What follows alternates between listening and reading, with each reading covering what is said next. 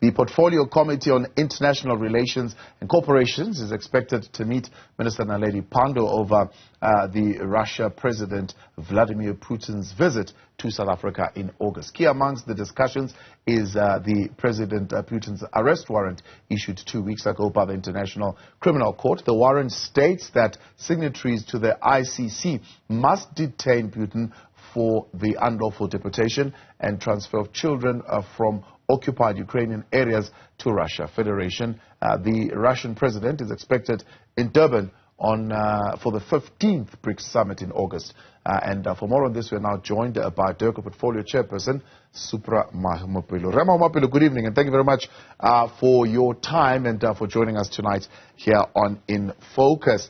Has the debate ensued within the Portfolio Committee around this warrant of arrest on the President of Russia? Good evening, Tao, and apologies to your viewers because our interview was supposed to be earlier. Because of load shedding, we couldn't connect. We have written a letter to Minister Naledi Pandor regarding the matter of the ICC's issuing of a warrant of arrest for President Putin when he lands here in South Africa for the BRICS Summit that is taking place in August. The objective of the meeting, which will take place either next week or the week after next, after Good Friday, will be, among other things, to discuss how the executive led by President Ramaphosa will be handling this matter of a warrant of arrest for President Putin. Secondly, we would want to understand the scenario where if this is to be effected, how will that affect the relations between South Africa and Russia? Because we have a very strong, long-lasting relations between us and Russia, politically and economically. Thirdly, we would want to understand from the minister how is South Africa going to handle the matter in the context of our other global trading partners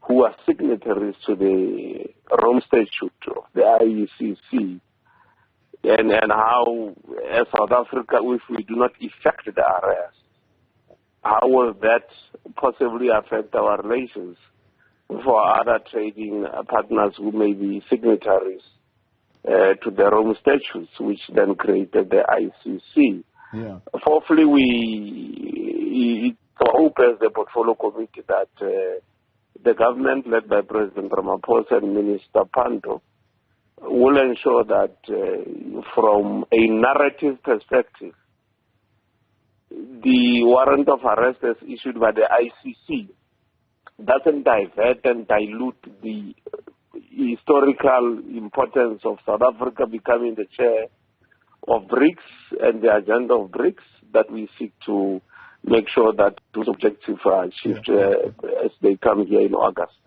What is the attitude, though, of the committee? Because it's not the first time that we are in this dilemma. We know that we were here not so long ago when we had to effect the arrest warrant of Omar al-Bashir, and we didn't. And we, in turn, ended up having to be taken to court. And the court said, well, we not only violated international and domestic laws, but we just plainly disregarded even the court order to do what the courts are saying. So what is the position and the attitude of the committee around that particular point of the violation of both international and domestic laws and the disregard of our courts?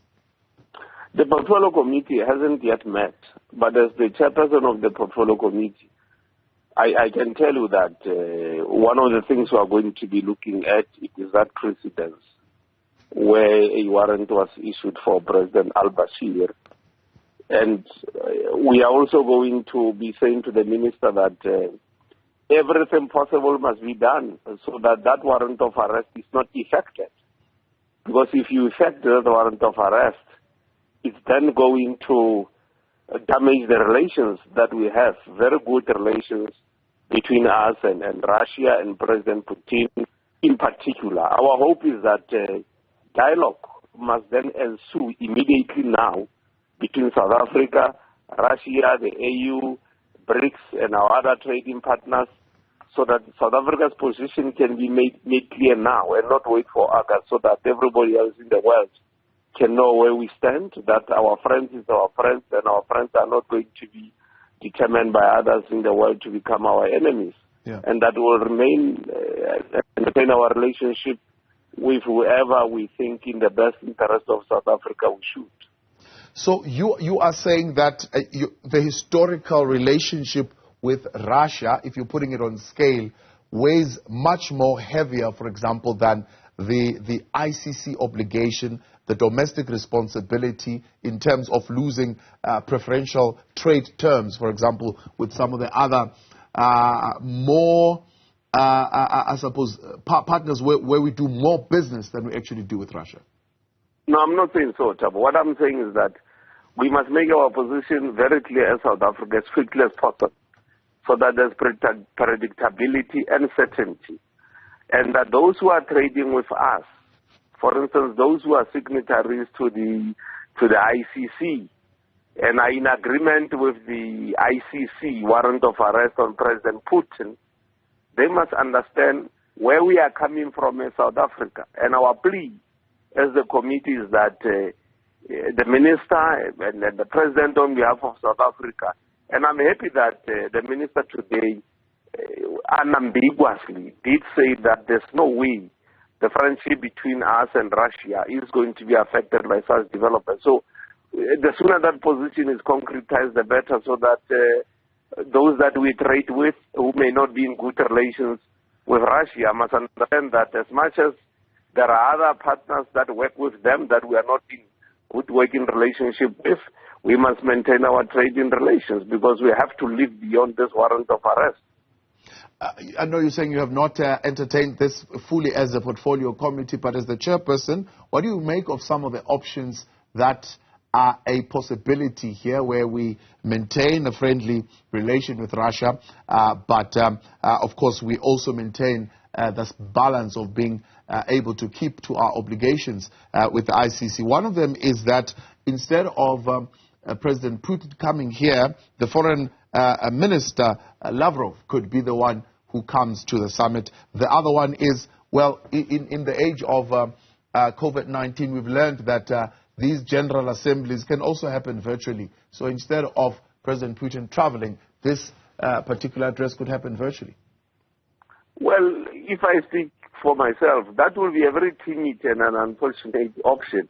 I don't think that should happen. President Putin must come to South Africa.